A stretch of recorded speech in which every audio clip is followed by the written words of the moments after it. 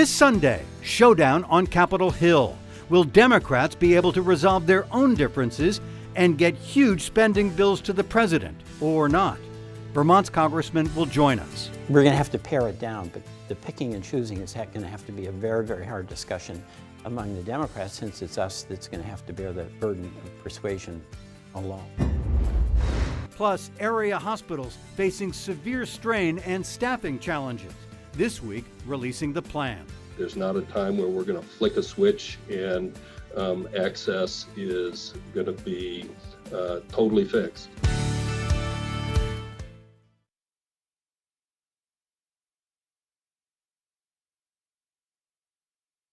Yeah, it's... Oh, yay. I hope you're getting visual credit this week. Because Oli has never done it before. He was editing this yesterday by himself, and he, like, how do we do this? How do I, what do you normally do? So,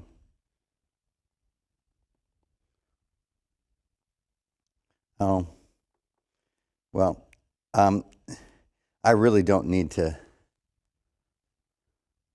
I don't need to be mentioned. I think you guys should get the mention.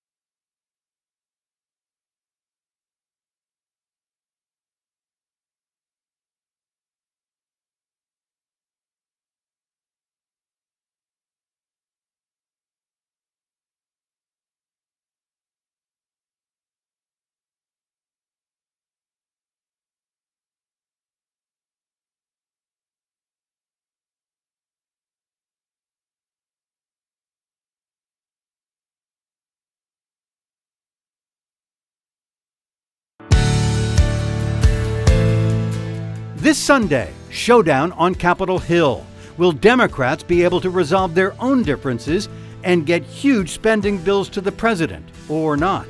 Vermont's congressman will join us. We're going to have to pare it down, but the picking and choosing is going to have to be a very, very hard discussion among the Democrats, since it's us that's going to have to bear the burden of persuasion alone. Plus, area hospitals facing severe strain and staffing challenges. This week, releasing the plan. There's not a time where we're going to flick a switch and access is going to be totally fixed.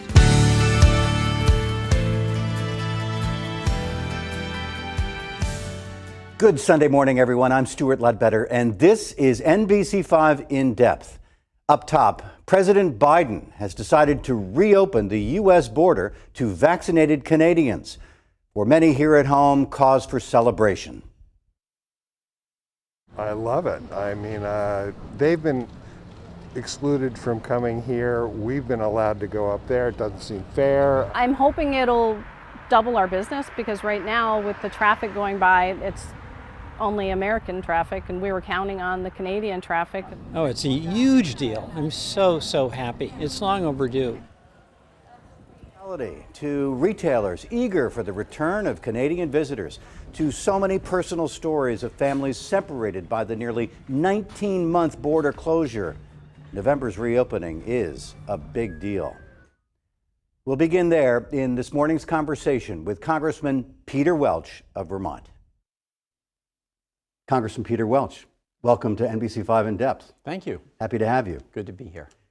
Big news at the border about next month's reopening. You said that it's been tough. You received a lot of letters, painful letters to read about families who've been forced to remain separated all this time. Do you remember any of them? Oh, I do. I mean, these are couples, and one lives in Canada, one lives in the U.S., and they couldn't cross and be with each other. And what time do we need each other more than during COVID? Right. Really none. So it was really agony.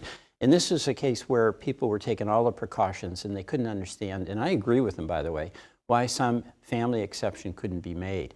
So they were really frustrated, and understandably so. We were advocating, Bernie, Patrick, and I, and a lot of folks along the northern border. So it took a long time, and much longer in my view than it should have, but thank goodness they're going to be back together. So that's tremendous news for those families who have really been heartbroken about that separation. Speaking of taking a long time, there is some impatience with the Democrats on Capitol Hill. It's a tough time. You've been in politics a long time. Have you ever seen rancor like this? Well, I haven't. And you know, there's two things that are coming together, right? One is really what's the threat on our democracy. You know, January 6th happened. It's like receding into people's memory, but it's alive and well in D.C. And the rancor is about the fact that the Trump Republican Party is not the Republican Party we have here in Vermont or that we grew up with. You know, after that violent attack on the Capitol, and I was in the House, I was on the House when that attack happened. That woman was shot. The doors were attempted to be battered down, where so many officers were hurt. After that violent attack, which was an attempt to overthrow the outcome of the vote of the people of this country about who their leader would be, more than half of my Republican colleagues voted not to certify the election of Joe Biden. And that's continuing because around the country, virtually all of the candidates for Congress on the Republican side are saying that the election was stolen.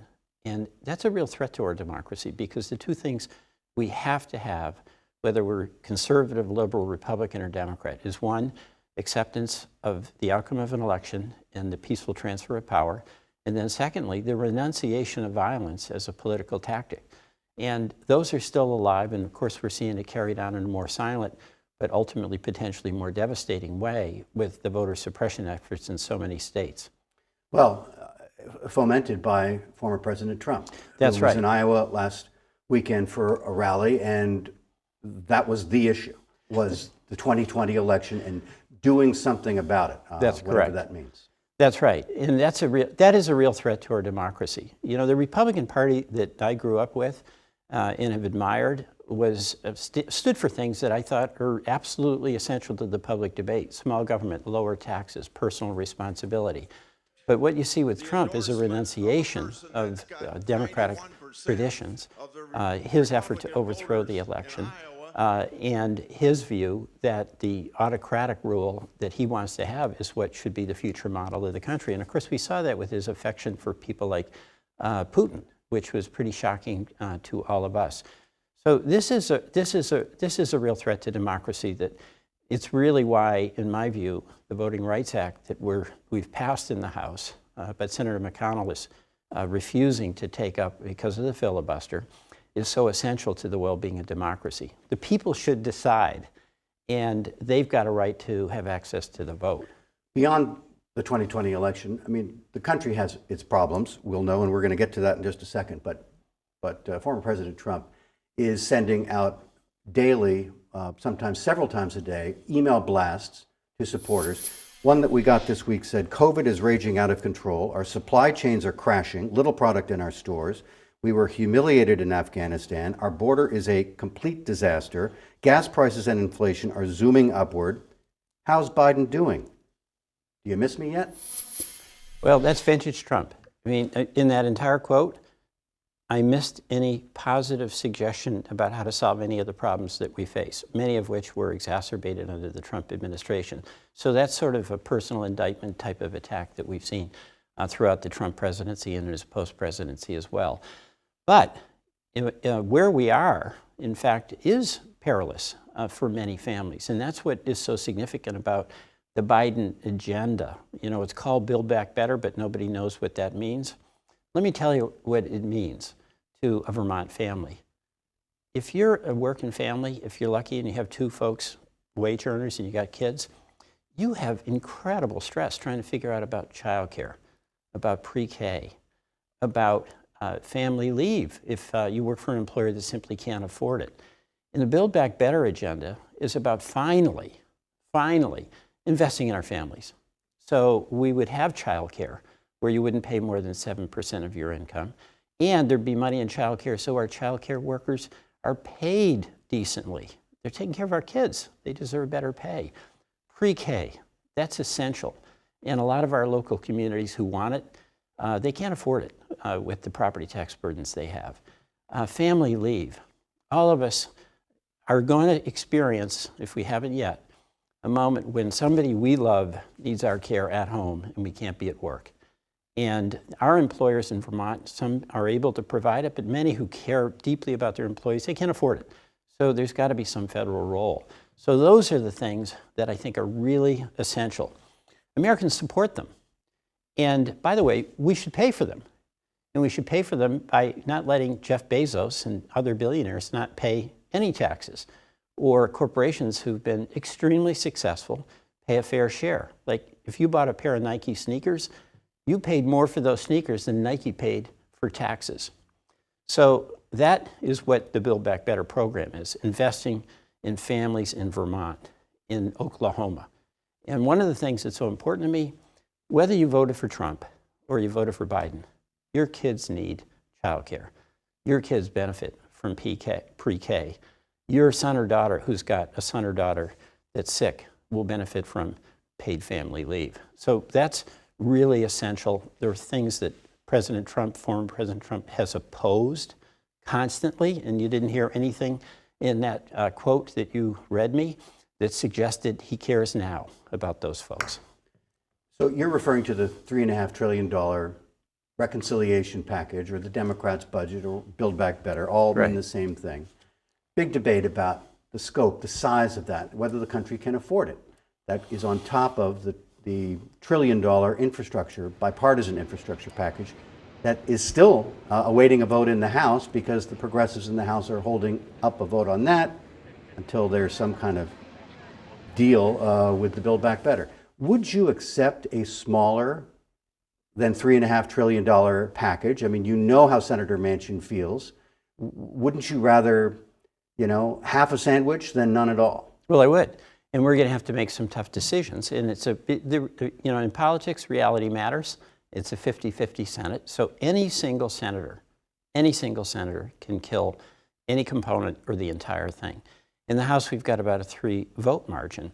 And any 3 members of Congress on the Democratic side who don't like provision A or B can bring it down. So that means we've got to talk. And it means that number is going to come down. But if we bring it down but still get established things like childcare, like pre-K, and people get to see, hey, this works, this helps my family, then I think we could build support to continue it down the road.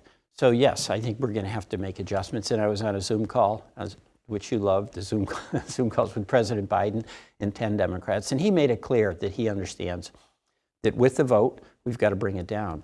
And by the way, this is one of the things that is somewhat discouraging to voters in Vermont. They want us to work together.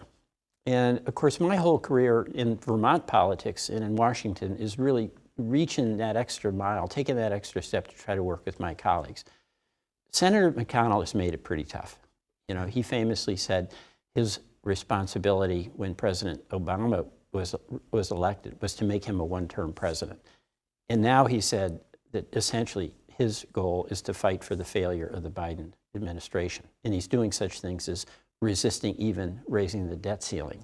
I want to ask you about the debt ceiling and what in the Build Back Better plan you might be willing to forego. We'll take a break and we'll be right back with Congressman Peter Welch.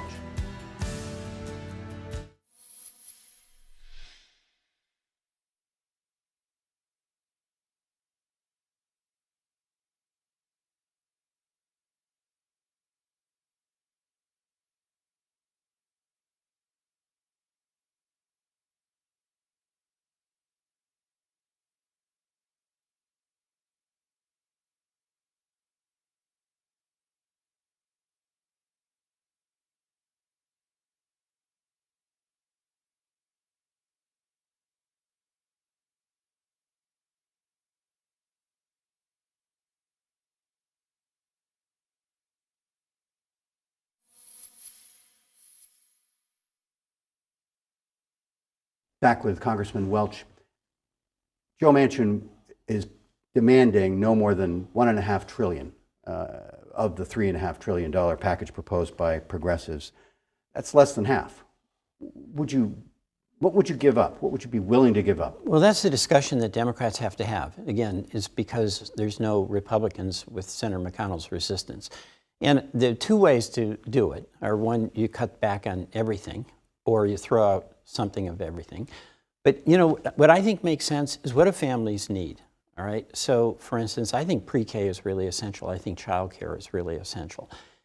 The other way we can do this rather than throw things out is shorten the time frame. The $3.5 trillion was over 10 years. We might have to bring it down to 5 years and then make judgments about what can effectively be done to make a meaningful difference. And on the family matters, the pre-K, the childcare, the paid medical leave and family leave, and then, of course, home care for older folks. You know, Vermonters and Americans, they support those things. They want to know how we're going to pay for them. And then when we tell them it's taxes on corporations and the wealthy, they're okay with that. So we may have to, we're going to have to pare it down, but the picking and choosing is going to have to be a very, very hard discussion among the Democrats, since it's us that's going to have to bear the burden of persuasion alone. Sure, and in 5 years, I guess the calculus would be that Americans like what they've seen and are willing to.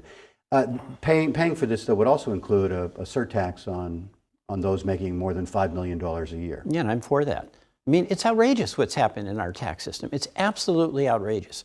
You know, you and I see Vermonters every single day, and you see how hard they're working.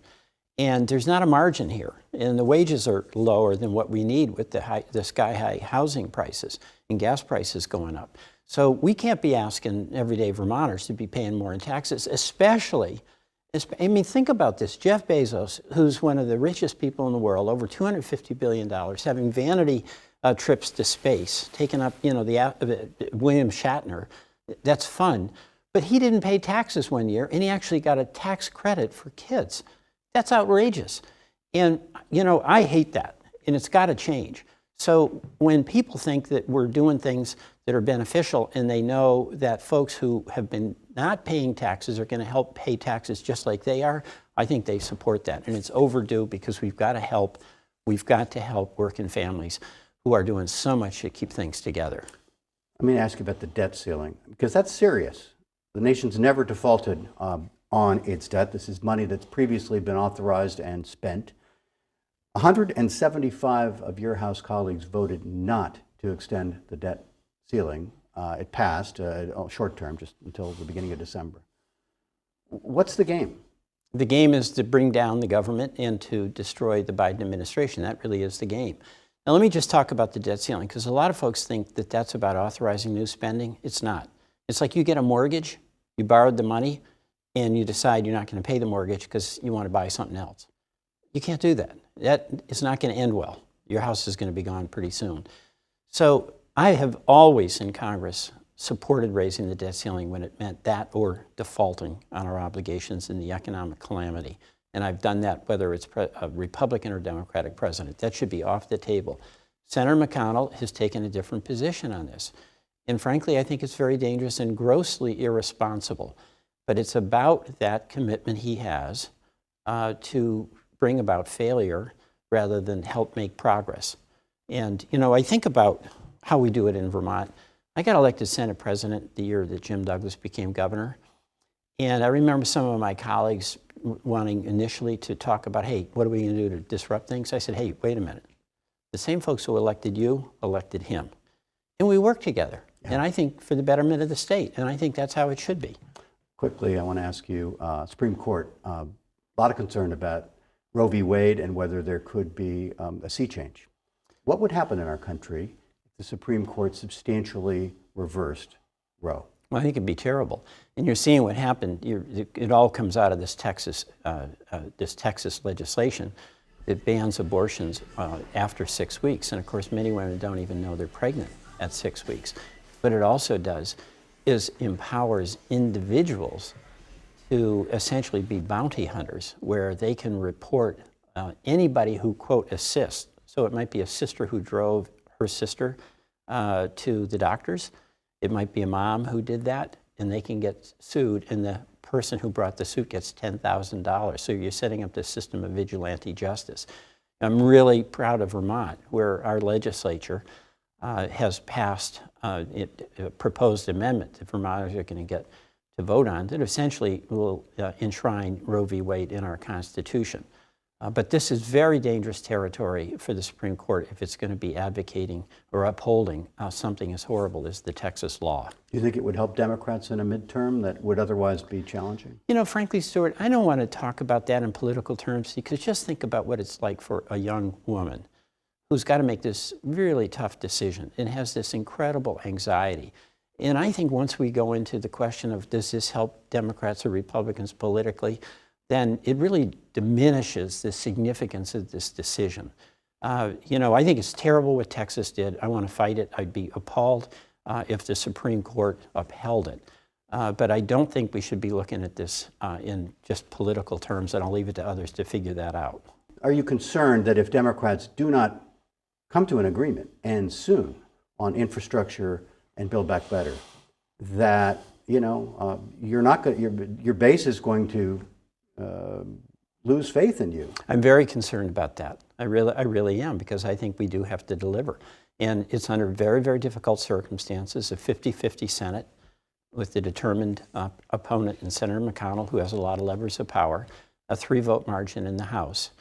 Now, so it's very, very consequential to us politically. But I also think it's really consequential to the country, because I do think democracy is under attack. And all these candidates who are running on Stop the Steal is a very bad omen for what would happen in the next presidential election if the Congress wanted to upset and reverse the decision of the American people. What gives me hope about the Democrats is that actually we've never really been more united, from moderates to progressives. People are in favor of child care. People are in favor of pre-K. People are in favor of the infrastructure plan. And by the way, that infrastructure plan is incredibly good for Vermont. $1.4 billion for our roads, our bridges, our public transit. $100 million for broadband. And we've got the infrastructure here, these community utility districts, where local people who are concerned about getting broadband to local citizens would have resources to be able to accomplish that. So we all want that. And by the way, one of the reasons we all want it is it's good for everybody. Oh, I understand. You know, it's a Trump voter, Biden voter, you want high-speed internet. You want a safer intersection. You're 74 years old. If a vacancy appeared in this state for the U.S. Senate, do you have a Senate run in you? You know, I'm hoping that Senator Leahy runs again. You know, we're lucky in Vermont, okay, with Patrick, and of course with Bernie, chair of the Budget Committee. But Patrick is chair of the Appropriations Committee. And Patrick loves Vermont. But if a vacancy occurs? Yeah, I'm not going to be thinking about that. I'm really hoping that Patrick stays right where he is, because what he does is really, really beneficial to Vermont, and it's unique. Chair of the Appropriations Committee. And I love my job, and I love working with Patrick and Bernie. So I'm quite happy doing what I'm doing. Congressman Peter Welch, Democrat of Vermont. Pleasure to have you. Thank you. Still ahead on NBC5 In Depth. A lot of area hospitals are struggling to care for a surge in patients and with a shortage of staff. What they're doing about that.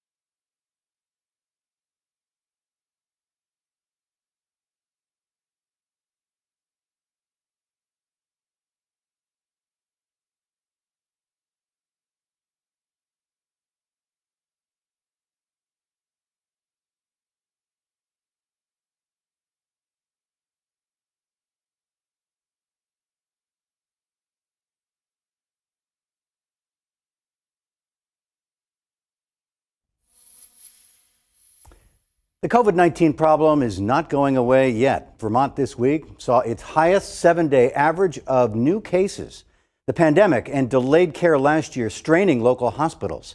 The University of Vermont Health Network, which operates 6 area hospitals, this week unveiled a new plan to try to get ahead of the problem. There's not a time where we're going to flick a switch and access is going to be totally fixed. All of these things will incrementally improve access to care over the coming days, months, and next couple of years. CEO John Brumsted announced short and medium-term plans to try to improve emergency and inpatient hospital capacity, recruit a lot of new staff, and reduce long wait times many patients now discover when trying to see a specialist.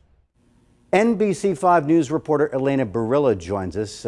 Elena, some patients can wait months to see a specialist because UVM does not have enough people across its network. What's the plan? Well, there's a few bullet points in their plan on this. The first is through technology. They say they've invested in a lot of technology over the years, particularly back in 2019. They invested in this system called Epic. It's basically an electronic health record system that connects patients with doctors. And they say they're going to be completing the later phases of that system later this year, and all New York hospitals and clinics should have it by April of 2022. The second thing they're planning is a new outpatient surgery center, which will expand surgery capacity.